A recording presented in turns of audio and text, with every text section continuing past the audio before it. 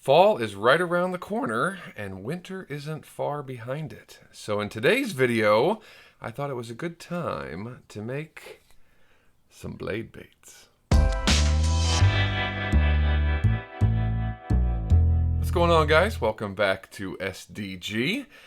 Summer's almost done. Fall is right around the corner, which means the big girls and the big boys are going to be chasing bait and fattening up for winter. Then, of course, when winter comes, everything gets lethargic, and these blade baits really start to shine. Got a brand new mold for me. This is the Vibrating Lure by Do It. I got the one that has multiple cavities, 2 for ½ ounce and 2 for ¼ ounce. I didn't think I'd use all the other in-between sizes. Typically, you know, blade baits, winter bait, you're hopping it off the bottom, yo-yoing it off the bottom, but you can fish these things just like a lipless. So I'm thinking it's going to be awesome for fall as well as for winter. I'll show you the inserts that go into this bad boy when we pour a couple. Basically that lead head fills around the front of it and the rest is the blade. First things first though, as you can see, I've got no coating on the inside of this mold, and I coat all of my molds with this stuff called Dropout. I've gotten a lot of questions from guys asking, what's that black material that's on the inside of your lead molds? A lot of guys will smoke their molds with candles and things like that. Works fine, but I found this Dropout on Amazon. There'll be a link to it down in the description. It's made actually for like ammunition and making it easier for those bullets to release out of molds when you pour them. Boy, it works really well on our stuff too, and it improves pourability, makes the lead flow a little faster and a little easier. So it's like 10-12 bucks a can, but it lasts a long time and it's super easy to apply. Just an aerosol can. I even put it on my ladle and anything else that's going to have lead on it. You know, I usually keep this guy underneath of the pot there in case I get any drips. We're going to take this guy out with this guy, and I'll show you how to coat it. It's not too difficult. All right, here we are. I always like to go out to the grass just in case there's overspray. I have shaken it up just like you would any other normal aerosol can, and then point it in the right direction and give her a little spritz.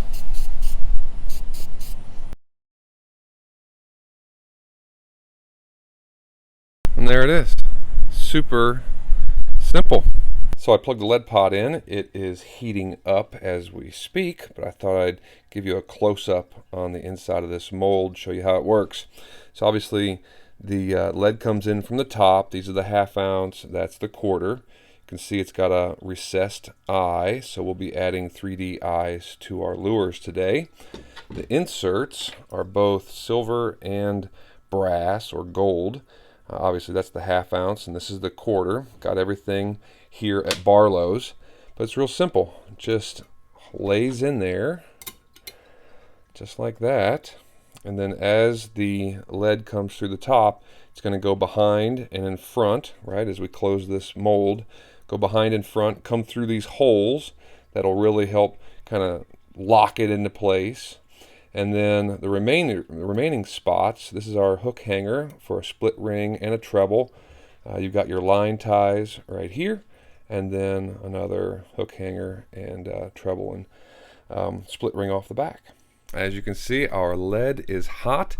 Had the mold on top of the pot here just trying to warm up a bit.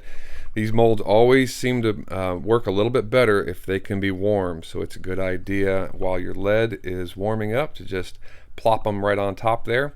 I have yet to pour this. We're doing it the first time here together, so it may be one of those really finicky molds that doesn't like to fill out completely, or it may be an easy one, but we're going to find out together.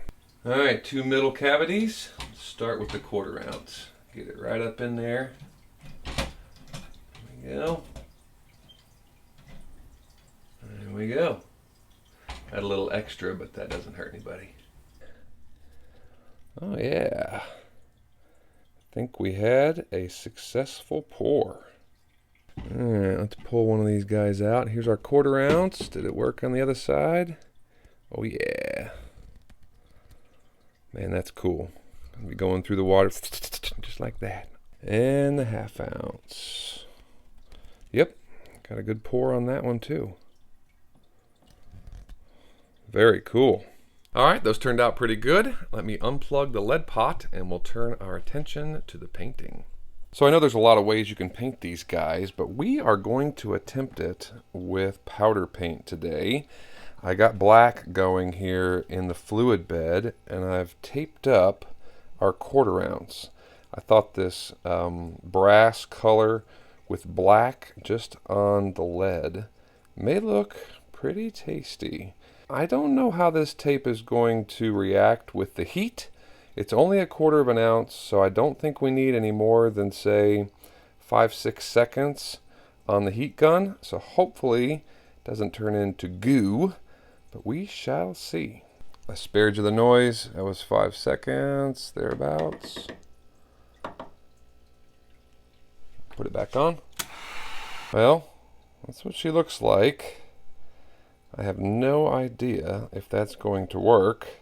But, at least for this 1/4 ounce, I knew this one was going to be in question. So for the 1/4 ounce, I poured another, and we're going to dip it without tape, just as a backup. So that's what that one looks like. Obviously not quite as clean, but I don't know. It's kind of cool in its own right. Like a 1/2 and 1/2 with a faded out black in the back. I don't know. That might be cool. Now for the big guy. So this is the 1/2 ounce. That is clearly too big to get down into a 2-inch PVC fluid bed. So I broke out the 3-inch. It takes a buttload of paint, so I don't have them for all these colors. I actually created it to powder paint spinner baits because it was a lot easier than sprinkling it on. But that is a white and white pearl mix in a 3-inch single cup fluid bed, just burbling away. And that's going to be more than enough room for us to get this guy down in there. I'm not going to bother with taping this one off. I want the whole thing white. So not perfect. It doesn't look terrible. That side looks pretty bad, but that side's pretty good. So we're going to roll with it. I've also got my little taped up deal here, so I'll remove the tape off of this one. I'm going to get eyes onto both of these. I think they take 5 30-second 3D eyes. So when you see me next, we will be talking about how we're going to finish all 3. So some of you, knowing that this is ProTech powder paint, may be wondering, why aren't we baking these things to finish the paint job and cure it? As you can see, we're not going to go that route. We are going to epoxy these guys, but not until we add a little bit of bling to them. These are blade bait lure bodies. Super cool. You buy them, again, from Barlow's. They come in packs of, I think, 20 or 25. I just cut these off. Here, I'll show you. Got chartreuse. These are for the 1/4 ounce. Red, silver, gold. Those are the 1/2 ounces. Really neat stuff. So they just apply or affix to the body, and it gives it some extra shimmer and shine. So we're going to do that with 2 out of the 3. And then after that, we're going to take some 2-part epoxy, 5-minute, because I really want to fish these things tonight. Drop some of that in there with some of this diamond holographic super fine flake from Hobby Lobby, and coat these suckers and then put them on the rotisserie to harden up. That's how our black one turned out that had the tape. Not too shabby. So this one will get this holographic, or the chartreuse goes on. Oops, other way. Goes on like that.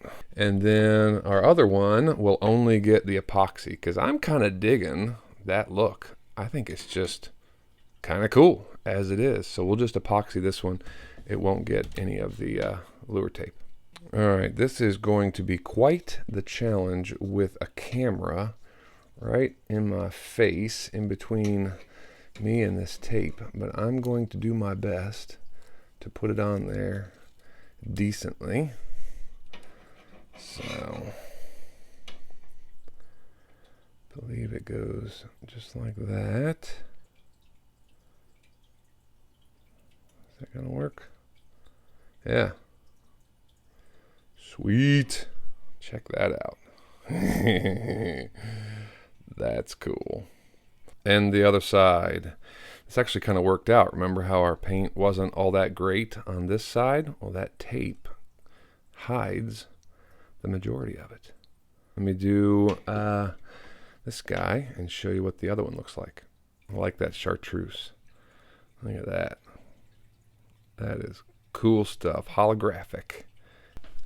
Let's get our epoxy ready. Squeeze out our 2 parts. Gonna need quite a bit of it, but we're gonna also need to move fast because 5-minute working time is not much.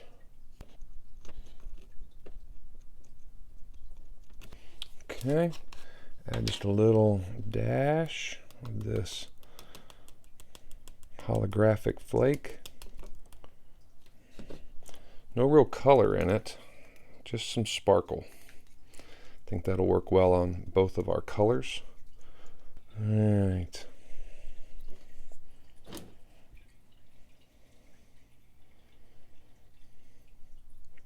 Try to go easy around the hook eye area, he says as he slathers the hook eye area.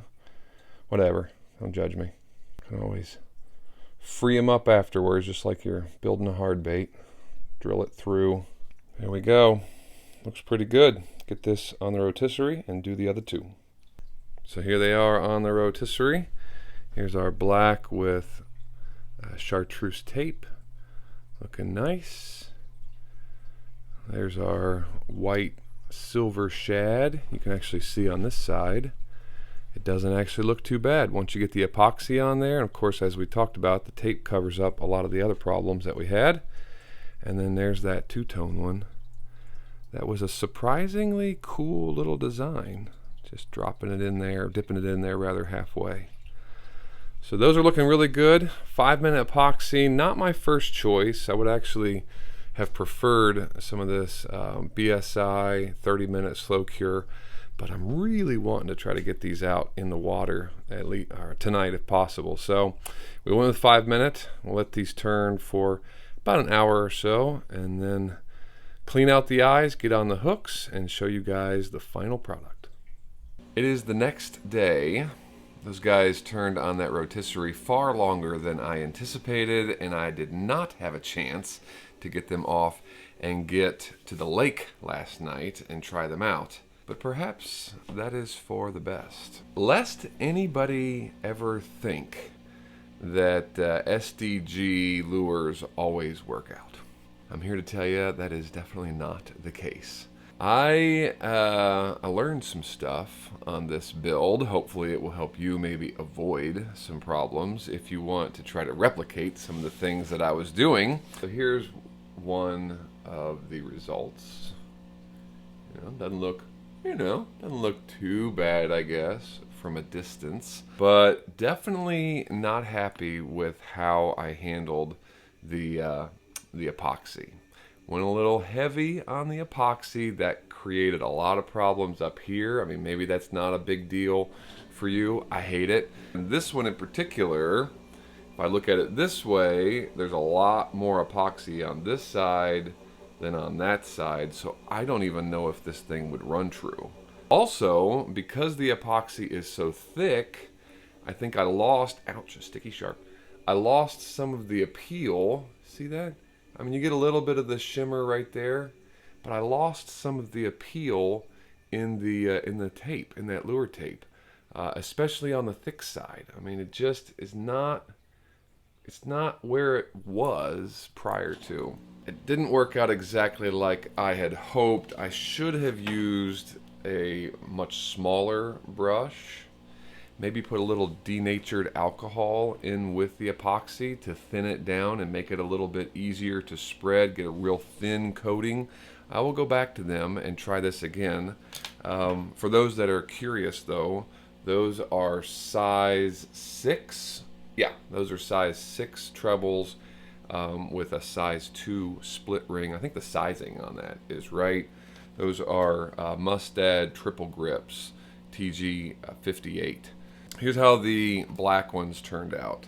So this one equally, just not impressed. But there's how our black head only turned out. The other side, these are size 8 Mustad standard trebles, not triple grips. I don't think the triple grips go down to size 8. And then this guy as well.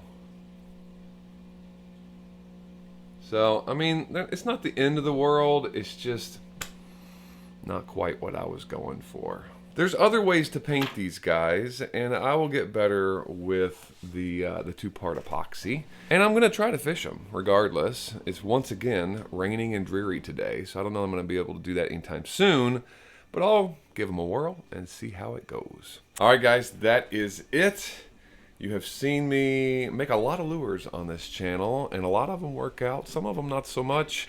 This one got some work to do, but there is hope. We will try it again very soon, and maybe even show you a different way to paint them.